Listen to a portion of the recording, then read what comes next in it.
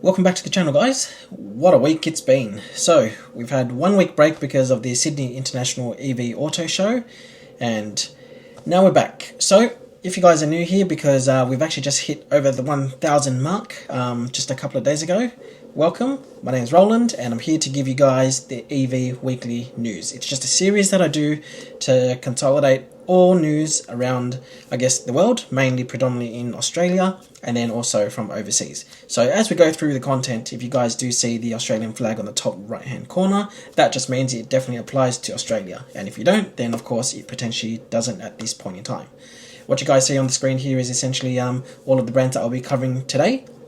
And yeah, let's get straight into it.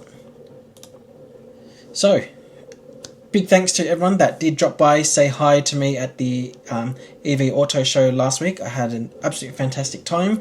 Those were pictures of the 3 panels that I was a part of, and yeah, very grateful to be able to be part of that. I did get my media pass, also got my speaker pass, and yeah, it was a really good 3 days. So yeah, thanks again to the ones that did stop by and say hi, and yeah, let me know, guys, if you guys did go. I'm really curious to know what was your favorite car or your favorite stand over there, because I can tell you 100% fact, and I was there over the 3 days, the most busiest stands were both Xpeng and ZEEKR by far. So yeah, keen to know what your favorite cars were. Okay, anyways, enough of that. There's no more shows for the time being. They're all next year, so we'll see if we can be part of those too, so I can bring you guys along with me, because you guys seem to enjoy the media content quite a bit. Alright, now jumping in straight to ZEEKR, the 009. Now you guys know I love this car. It's a really big car. It's a people mover, a luxury people mover. News is over this week is the pricing has been officially announced. So there you go, right down the bottom over here. So 7-seater at just under $136,000 plus on-road costs.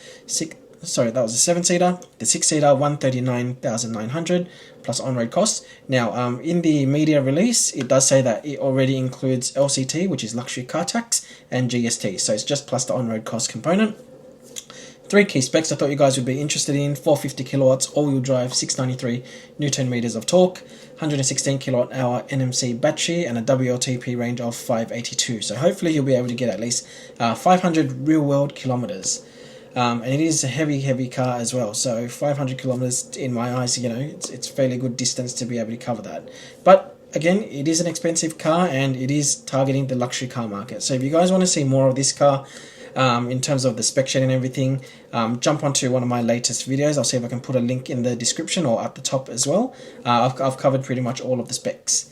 The other news with ZEEKR this week is that they've confirmed all their dealers, at least for the time being. So you can see here on the top over here, ZEEKR dealers confirmed is Victoria Park City, or Vic Park City in Perth. You've got Canberra, Doncaster, Parramatta in New South Wales, and then we've also got Sydney, Brisbane, Adelaide coming soon in the coming months, so potentially either towards the end of the year or start of next year. So yeah, that's all the news for ZEEKR at the moment. So let's jump over to the next one. So now I don't know how to pronounce this brand properly, so apologies if I butchered it. It's either GAC or it's GAC and Aion. So Aion, it's GAC Group or GAC Group, and Aion is the actual brand itself, and they've got this car called the UT. So they're saying here that GAC Aion has previewed the UT ahead of its official reveal at this week's Guangzhou Motor Show. So we're potentially going to get this brand here in Australia in the second half of 2025. And in terms of size, it's going to be competing, it's a mid-size hatch, so it's going to be competing with the likes of the MG4, the BYD Dolphin, and the GWM Aura. And we say mid-size hatch, I guess, these days, because your smaller size hatch probably, they physically might be similar in dimension, but the car itself is actually smaller on the inside. You don't get as much space. But yeah, mid-size hatch, and no pricing that we know. We don't have any other further details. Based on overseas specs, power is 100 kilowatts. Battery size unknown, but it is an LFP battery from what I've read, and then potentially 600 kilometers of range. However, because this car from China, most of them do rate in their Chinese testing cycle, which is C or TC, which means the range is going to be a lot less than that. So yeah, don't get too excited to see that there's going to be a small hatch that you can do 600 kilometers in. or a mid-size hatch, sorry, we're going to have to wait to see those final or the next level details in order to get that confirmation. But either way, that's what the car looks like, and we're going to get it here most likely second half of 2025. So that's the Aion UT. Okay, let's move on. Porsche Taycan. Personally, what I think is one of the best looking cars, one of many best looking cars in the world, especially in the Cross Turismo spec, which is like the wagon. Anyways, they've basically expanded its lineup. So the last refresh they had for this car was in February, and now they've actually brought back the Taycan 4 and the GTS. So now you've got a whole lot of range from, as you can see there before, on-road costs, $175,100 all the way up to $416,600. So, as I said, midlife facelift already came about. They are now including, I guess, additional variants or bringing them back in. So the 4 and the GTS are coming in, and supposedly they're due in the first half of 2025 in Australia. So yeah, they do have an increase in price. So guys, really keen to get your views on what you think about this. The Porsche Taycan, the base model is $175,000.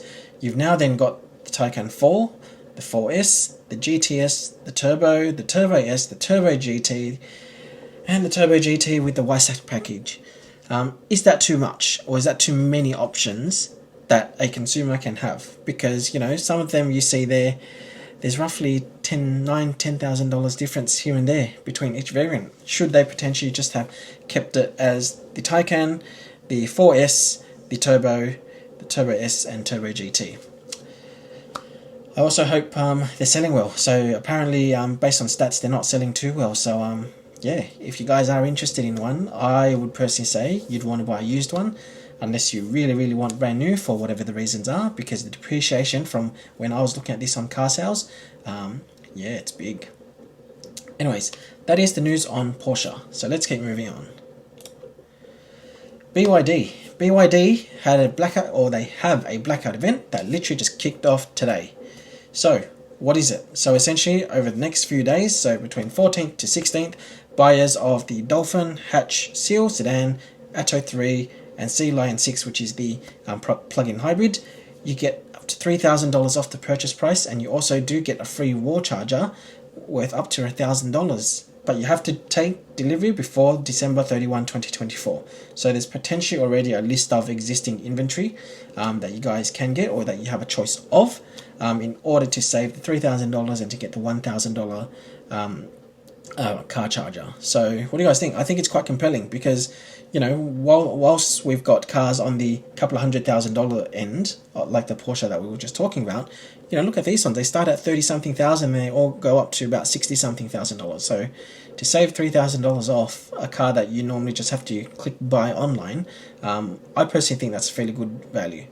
Now, disclaimer, I have not driven any of the BYD cars yet, and don't own one, so hopefully we'll get to do this in the future, and I'll let you guys know how it all is. There is also an exclusion. It does not include the BYD Shark 6 that just got released, or just got announced. So yeah, if you guys are in and you're looking at buying a BYD, this is literally your chance to save money. And this is by no way sponsored by BYD. It's literally just something that I saw. It was exciting to see a car on sale. I love sales, I love tech, so there you guys go. Anyways, let's keep moving on. So the Volvo ES90, so you guys may recall this a while back. I did show you guys, or Volvo did do a teaser. Those are pretty much the only pictures that we've seen to date.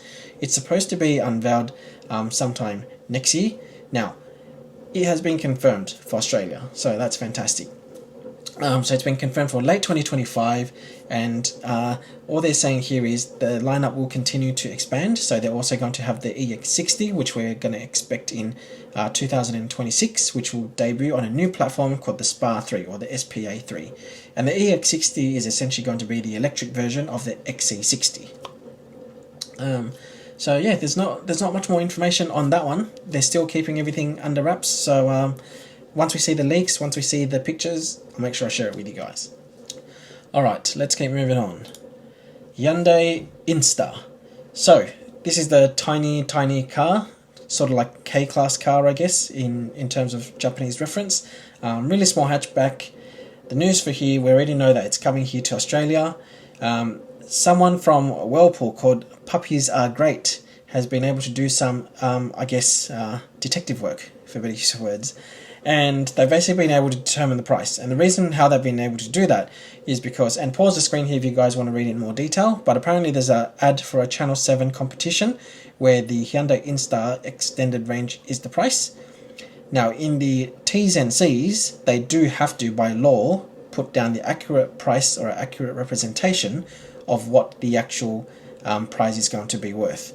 And so they're saying here, the total maximum price value is 42,794, including GST. And so what that means is the base model is going to be less than that. So you could be looking at sub $40,000 for this car. So the question is this a car that you guys are going to get, knowing that it's probably going to be around $40,000? And what do you guys think of the car? I personally love the car. I love the design. It's really funky. It's really cool, and I think it's going to be such a good car to go commuting in, parking at the station and so forth. So yeah, fantastic. Anyways, that's all that information that we have for the Hyundai Inster. So let's keep moving on. We've got some news now on the Leapmotor C10, or just the Leapmotor brand actually. So previously, we had the car, we had then had the pricing announced, we've then got the exclusive early bird offer, then the last update was that it's going to be sold alongside Jeep branded dealers. Now we've got confirmed all the dealers that are going to be part of the initial launch. So pause the screen here, I'm not going to read them all in detail, and I don't know specifically where every single one is.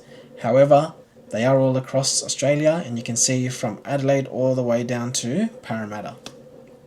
So yeah, those are the locations. So probably coming to you soon. So if you guys want to see it, those are probably going to be the first place where you guys should be able to see it, either later this year or early next year. And that's Leapmotor C10, or the Leapmotor brand.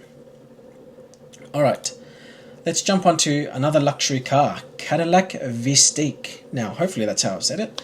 Basically, this is a 3-row, 7-seater luxury SUV. Let me read some of the high-level specs for you guys. 23-speaker AKG system with Dolby Atmos, 33-inch diagonal high-res LED screen, vehicle-to-home, V2H bidirectional charging capabilities. That's fantastic. And then it's also got comprehensive safety features, including night vision as well. So I presume night vision will show up somewhere here on the screen. It's also got 5-zone climate control.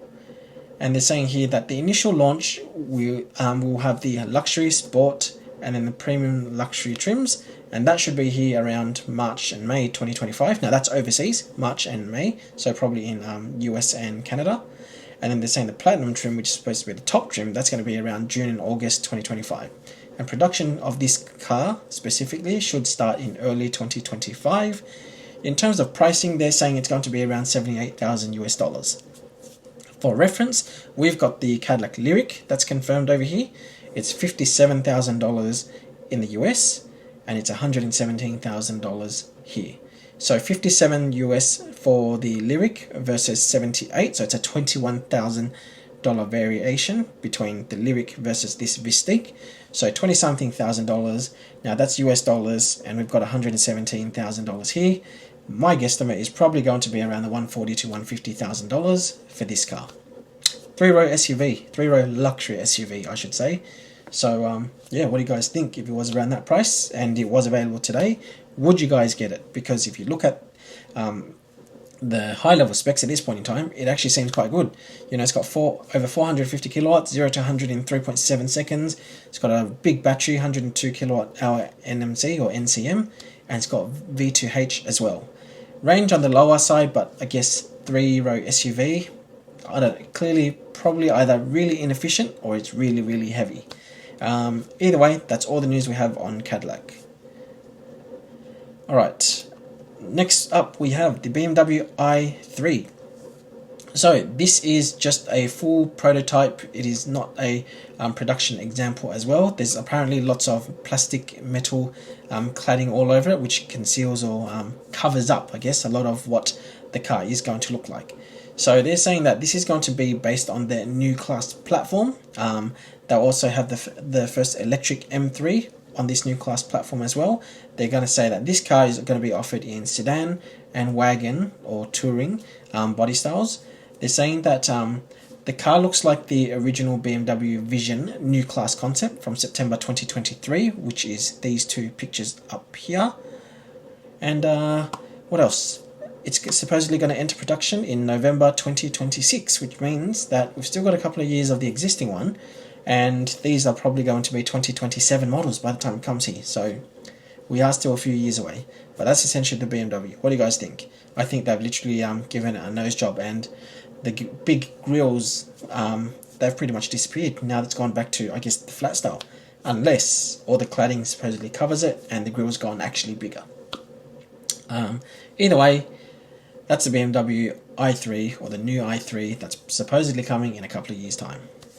Alright, let's keep moving on. So next we have the Yangwang U9, which is essentially BYD's luxury EV subsidiary. So it achieved apparently a top speed of 391.94 kilometers during testing at the closed circuit to try set the new record for this car. So obviously the fastest Chinese production car to ever lap the Nurburgring. In terms of price, you can see there. So there's some of the specs that you can see. 0 to 100 in 2.36, 960 kilowatts, 80 kilowatt.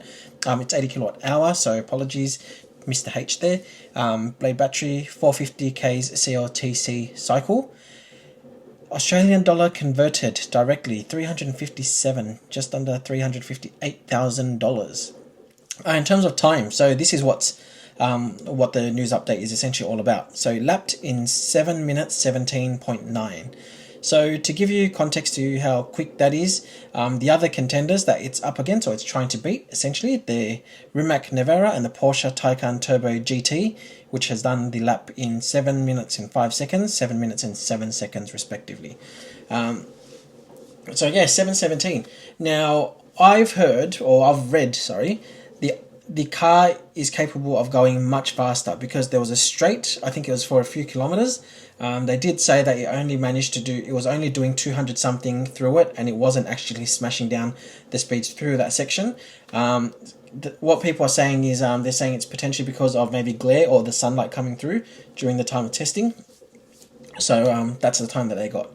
Either way, the car is definitely capable of going faster. The question is it roughly 10 seconds faster or more, so that you can actually take on and beat the Porsche Taycan Turbo GT time, or can it even potentially beat the Rimac's time? So time will tell. That's been their first official, I guess, timing session. So yeah, watch this space. Once we hear more, I'll keep you guys posted. So after this, we've got more Chinese news, this time from Geely. So Lynk Co and ZEEKR, obviously Geely brands.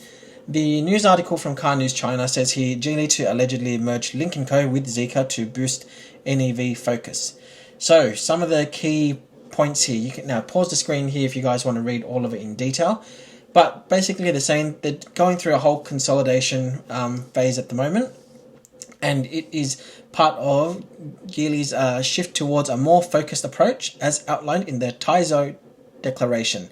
Now, for in terms of what that is, that declaration, it's a strategic document released by the Geely Group on September 1st, 2024, and it signifies a shift in Geely's overall strategy from one of the broad expansion to a more focused approach. And so what will happen is, if this merger does actually happen, they're saying here that at the top point, ZEEKR will take a controlling stake in Lynk Co. And you can see also down the bottom here, ZEEKR has shown strong growth in the EV market, while Lynk Co has lagged behind in electrification. So yeah, and it says, the last point here, this reflects a broader trend in the Chinese auto industry, with other brands also pursuing consolidation strategies. So I haven't seen too much news for any other brands with big mergers like this one. So yeah, if you guys are interested and you want me to, I guess, start to put a bit more updates from the Chinese market, even though it doesn't necessarily impact us here in Australia, not yet anyway, let me know. It will of course increase the time though, but yeah, happy to do that. Okay, so that covers it for the Geely Group. Let's jump over to Xpeng. So you guys know the brand Xpeng now. Look at this whole new thing. It looks like a bigger version of the Cybertruck plus a... So anyways, this is called the Xpeng land aircraft carrier. What a mouthful. So supposedly, and I'll read right off the news article, this is Xpeng's modular flying car. It's the landcraft carrier. It's apparently already received over 2,000 orders after its first public flight demonstration. Deliveries are due to begin in 2026.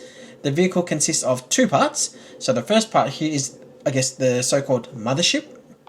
And you also get a detachable aircraft that can fly autonomously. So that's this one here at the back. Also, this circle screenshot here as well. So they're saying here, the mothership is a large EREV, which is an extended range electric vehicle with a range of 1,000 kilometers, and it acts as a carrier and a charging station for this aircraft. Now, in terms of details of the aircraft itself, they're saying the aircraft can carry 2 passengers and has a flight time of 5 to 6 flights on a full charge. It can be launched and retrieved from the mothership in minutes. Now, the bit that's a bit misleading here is they've said here the aircraft can carry 2 passengers and has a flight time of 5 to 6 flights. What's the definition of a flight? We actually don't know. So, it should be flight time. So if it's flight time of, say, 5 to 6 minutes, in my eyes, that's not enough. But if it's flight time of, 15 to 20 minutes, maybe that's okay. It'd be good to go out somewhere, have an adventure. You can fly a little bit, come back. That might be a bit more acceptable. But I'd love to know when the time comes, or once they release more information, how long is the actual flight time? That's the thing that's quite important. Okay, so some other information. The aircraft can fly in both manual and automatic modes. Xpeng claims it's easy to learn to fly, even for those without prior piloting experience.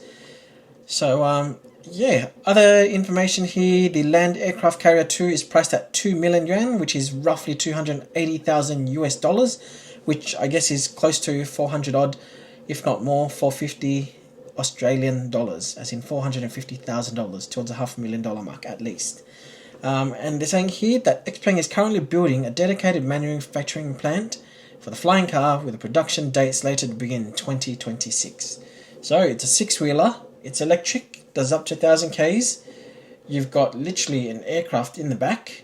The only missing question is, how many people can this car actually hold? And how big is the actual car? Because it looks huge. Anyways, let's keep moving on. That's all the information we have at this point in time for the Xpeng Land Aircraft Carrier.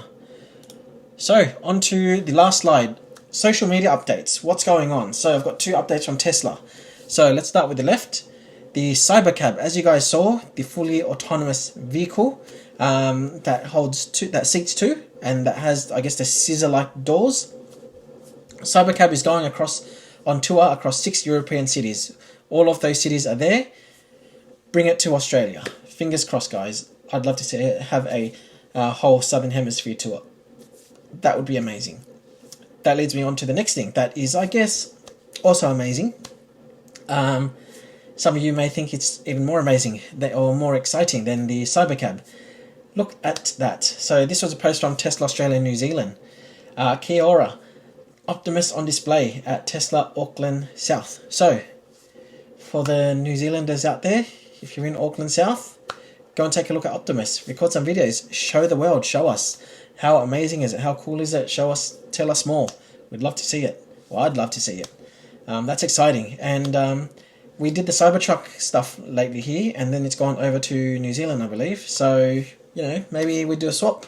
Maybe you can bring that over here. And if we do, I'll make sure we can get some content and we'll share it with you guys. And so, that brings us to the right-hand side. So, RJ Scaringe. So, he's the head of Rivian. Long story short is, we know that they've gone into partnership. It's official now. It's kicked off. They're saying over here, they're going to bring our technology and engineering expertise to a broader range of vehicle programs, starting with the R2. So, there you go. The partnership's officially kicked off. It's called the Rivian and VW Group Technology, LLC. And it's led by co-CEOs of the companies. So, yeah, we'd have to wait and see how that goes. I hope the cars come here in Australia and they get built really well. At least, if I can be biased, at least Rivian for the time being. It'd be really cool to see some of the cars here. We know that there's been a couple here for mining testing in the mining industry. We know that there's been some here for media or for movies. I'd love to be able to see that here, just because it looks like such a cool car with all the tech. Looks really rugged, and yeah, it doesn't look like your typical ute or your typical SUV. Anyways, that covers it for the social media updates. So, brings us to the end again. So, if you guys have watched the entire thing, as always, thank you so much. I appreciate you guys. Again, if you are new here, I hope you guys enjoyed this session. I essentially do this news once a week, and then I'll post on X throughout the week with any, I guess, updates as we go, and I'll compile across all sorts of media. The key ones that I think are important, it covers probably most of the electric vehicle market in Australia, and yeah. Anyway, hope you guys are well. Give the video a like, a thumbs up. If you haven't subscribed, please consider subscribing. And yeah, we'll see you soon for more. Have a good weekend.